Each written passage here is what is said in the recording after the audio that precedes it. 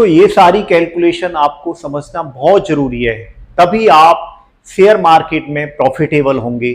आप थोड़ा इतिहास जरूर देखें मार्केट का रिटर्न, फिर 783 पे पहुंच गया, फिर 18% का रिटर्न, और फिर तो कमाल ही कर दिया 1991 में 96% का रिटर्न दिया है। दोस्तों देखो शेयर मार्केट में निवेश क्यों करना चाहिए, तो उसके लिए पहला पॉइंट है अच्छा रिटर्न।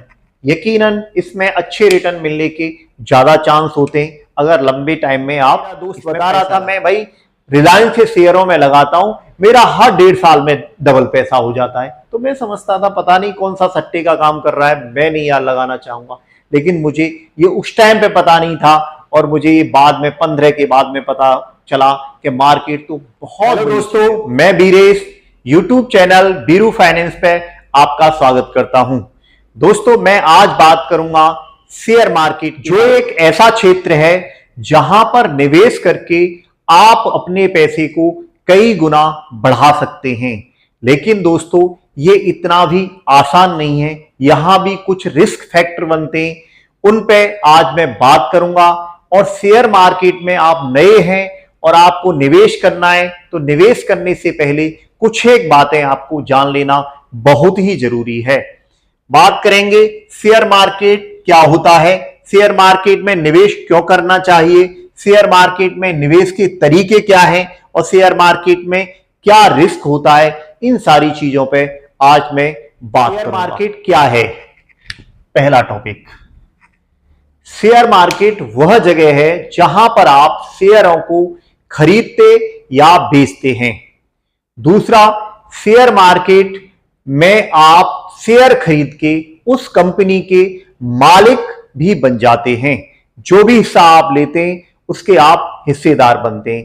तीसरा, कंपनी को जब फायदा होता है तो उस फायदे से शेयर घटते या बढ़ते हैं, उसको आप बेच या खरीद के मुनाफा। शेयर मार्केट में निवेश क्यों करना चाहिए, तो उसके लिए पहला पॉइंट है अच्छा रिटर्न। यकीनन इसमें अच्छे रिटर्न मिलने के ज्यादा चांस होते हैं अगर लंबे टाइम में आप मुद्रास्फीति यानी कि इन्फ्लेशन, महंगाई दर जो 7% अप्रॉक्स चल रही है, जो महंगाई बढ़ती जा रही है, इसको ये बीट कर पाता है, क्योंकि ये 14%, 15%, 18% के हिसाब से लंबे टाइम में बढ़ रहा होता है, और मुद्रास्फीति यानी कि महंगाई 7% के हिसाब से बढ़ रही होती है। तीसरा बात करेंगे पैसिव इनकम, यानी कि आपको कुछ करना नहीं होता है और ये आपका पैसा खुद ब खुद मल्टीपल बढ़ता जाता है, ये इसमें खासियत होती है। और तीसरा और चौथा आ जाता है हाई लिक्विडिटी, तरलता, यानी कि आप इस पैसे को कभी भी निकाल सकते हैं और कभी भी डाल सकते हैं, ये बहुत आसान तरीका होता है। शेयर मार्केट में निवेश के तरीके कौन कौन से हैं? एक तो आप डायरेक्ट इक्विटी, इक्विटी से मतलब है शेयर हो सकते हैं, इक्विटी हो सकती है या स्टॉक हो सकता है, ये बात तीनों एक ही होती है। तो डायरेक्ट इक्विटी में आप पैसा लगा सकते हो, शेयरों में पैसा लगा सकते हो, आपको अगर फंडामेंटल और टेक्निकल जानकारी है। म्यूचुअल फंड में ये फंड मैनेजर के थ्रू आप पैसा लगाते हैं किसी अच्छी एएमसी के द्वारा, जिससे आपका फंड मैनेजर आपके पैसे को मैनेज करता है और ये ग्रो होता है। तीसरा ईटीएफ, ये भी म्यूचुअल फंड की तरह होते हैं, जिस तरह से सेंसेक्स, निफ्टी या गोल्ड ईटीएफ, बहुत सारे ईटीएफ होते हैं मार्केट में आजकल, उनमें भी आप पैसा लगा सकते हैं।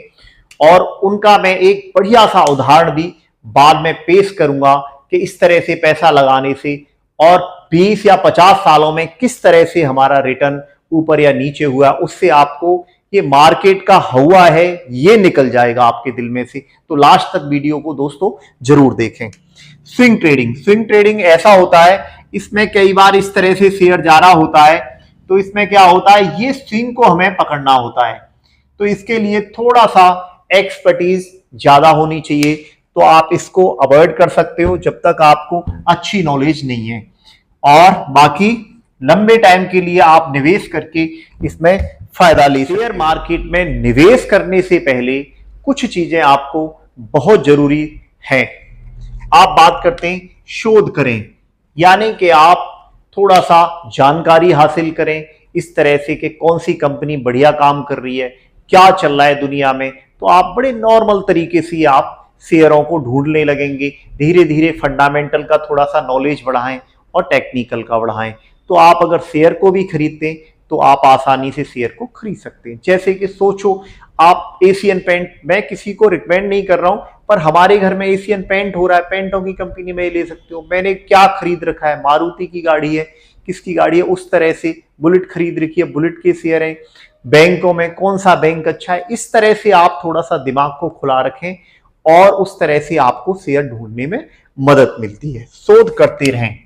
इसके बाद बजट बनाएं, अपना बजट बनाएं कि आपने कौन सा पैसा कहाँ लगाना है, इक्विटी में कितना लगाना है, डेट में कितना लगाना है, गोल्ड में कितना लगाना है, या प्रॉपर्टी में क्या करना है आपने, ये सारा बजट आप बनाएं। और आप कितना रिस्क ले सकते हैं ये भी आप अपने बजट में सेट रखें दोस्तों। तीसरा पॉइंट है लंबे समय के लिए। देखो इक्विटी में आपको मैं सेंसेक्स का 1979 से दिखाऊंगा, जो 100 रुपए से सेंसेक्स स्टार्ट हुआ था और आज 80,000 रुपए पे पहुंचा हुआ है। तो इसका मैं हर साल का आपको डिटेल वाइज, वीडियो के अंत में रुके मैं पूरा डिटेल वाइज आपको दिखा दूंगा, जिससे आपको क्लियर हो जाएगा कि लंबे समय में इक्विटी हमेशा प्रॉफिटेबल रहती है। आप देखें 1-2 साल में ये थोड़ा सा वॉलेटाइल रहती है, लेकिन लंबे समय में ये हमेशा अच्छा रिटर्न देती है। विविधताएं लाएं, यानी कि अलग अलग, आप ये न करें जैसे आपने मल्टी कैप ले लिया और एक फ्लेक्सी कैप ले लिया और एक लार्ज कैप ले लिया, बात एक ही जैसा हो जाता है। इसमें लार्ज कैप में ज्यादा हमने एलोकेशन बनाया है, तो इस तरह से न लेके आप लार्ज कैप में कुछ पैसा लगाएं, कुछ मल्टी कैप में और कुछ मिड और स्मॉल कैप में लगाएं, कुछ गोल्ड में भी लगा सकते हैं और कुछ डेट फंड में लगा सकते हैं। तो इससे विविधता आएगी और आपका पोर्टफोलियो अच्छे से ग्रो करेगा दोस्तों। ये 4 पॉइंट पे बात करते हैं। स्टॉक मार्केट में जोखिम, हाँ जरूर है, लेकिन मार्केट जोखिम है, आप इसको थोड़ा सा समझने की कोशिश करें। सेंसेक्स ETF जो बना, देखो 1979 में ये 100 रुपए से स्टार्ट हुआ था, अब इसने 18% का पहली साल में रिटर्न दिया और कितना हो गया, ये 1 से 18 रुपए हो जाता है एक साल बाद, यानी कि एक साल बाद 18 का हो जाता है। इसके बाद देखें 29% का रिटर्न दिया और कितने का हो गया, 153 रुपए का। इसके बाद 66 का रिटर्न दिया, हर साल में बढ़ता जा रहा हूं, उसी हिसाब से आप देख लेना। 83 में कितने का रिटर्न दे दिया इसने, 253 हो गया ये 66 का रिटर्न देके। अब इसने 83 में माइनस रिटर्न दिया, 83 से 84 तक 7% माइनस रिटर्न दिया, तो 253 से देखो 236 हो गया।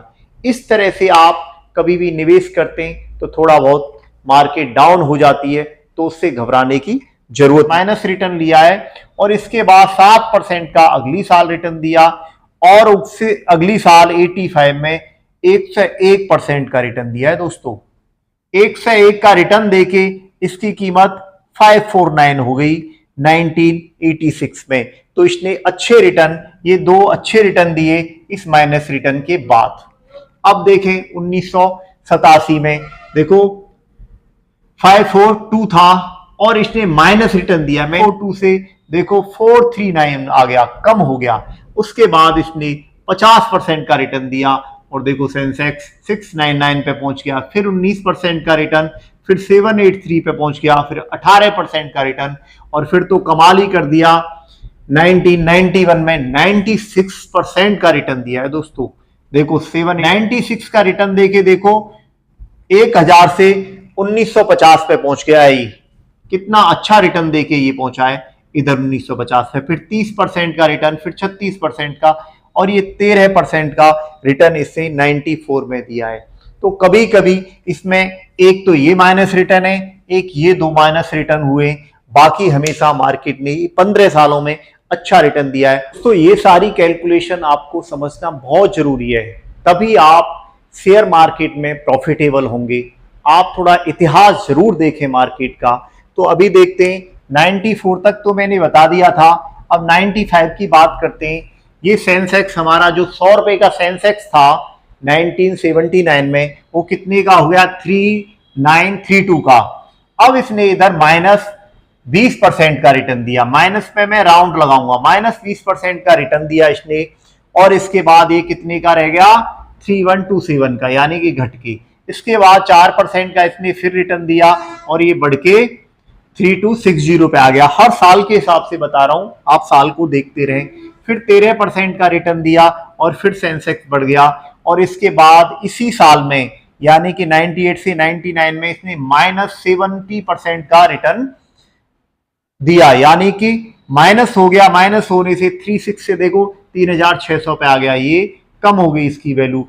और इसने माइनस देने के बाद 76% का रिटर्न दिया है, यानी कि जब भी मार्केट गिरती है तो उसी स्पीड से बढ़ती है। ये स्प्रिंग की तरह होती है, स्प्रिंग को आप दबा दोगे तो वो उसी तरह से खुलेगी और आप ज्यादा खींच दोगे तो वो दब जाएगी। तो आप इसमें थोड़ा सा महसूस करो कि किस तरह से रिटर्न आया। तो ये दबा स्प्रिंग, इधर खुल गया स्प्रिंग 76 का, यानी कि उतना ही ज्यादा रिटर्न दे दिया। अब इसके बाद ज्यादा स्प्रिंग खुल गया तो आप देखो इधर -26% का रिटर्न दिया है। तो मार्केट ज्यादा बढ़ गया है तो थोड़ा सा घटेगा भी।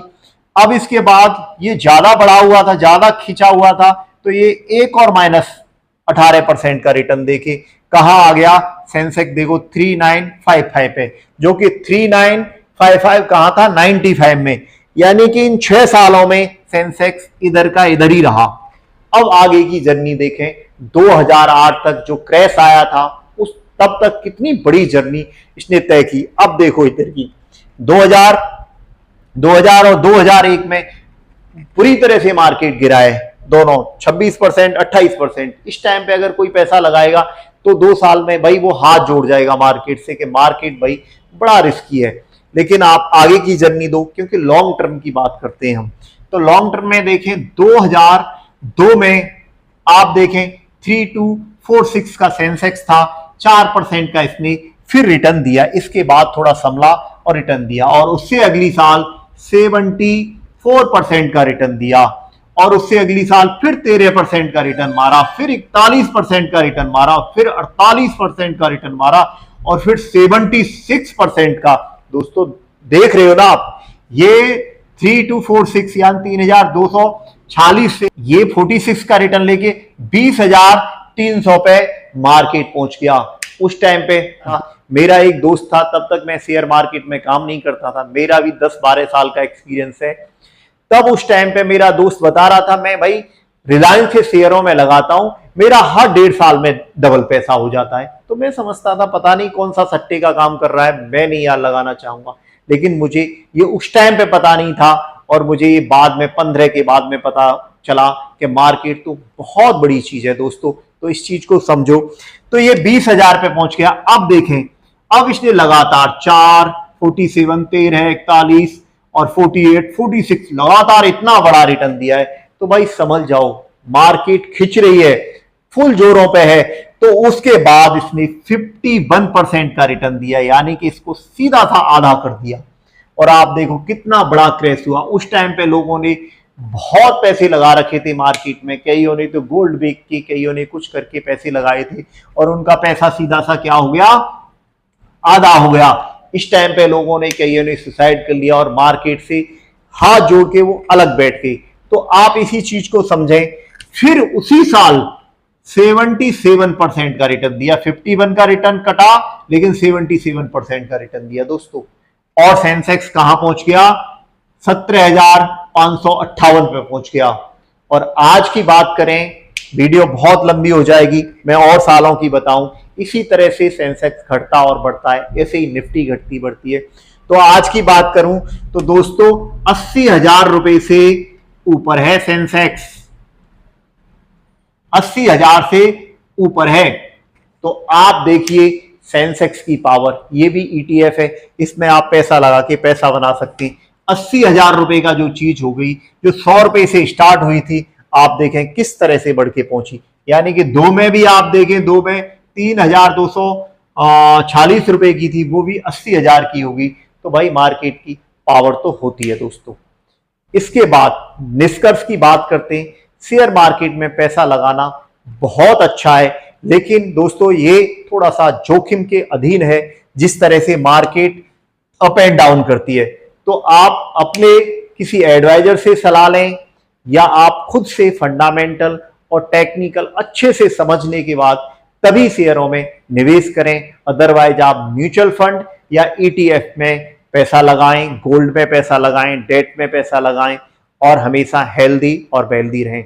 दोस्तों, चैनल को शेयर और सब्सक्राइब जरूर कर दें और आपके कमेंट का मुझे इंतजार रहेगा, मैं आपको जरूर जवाब दूंगा। Thank you.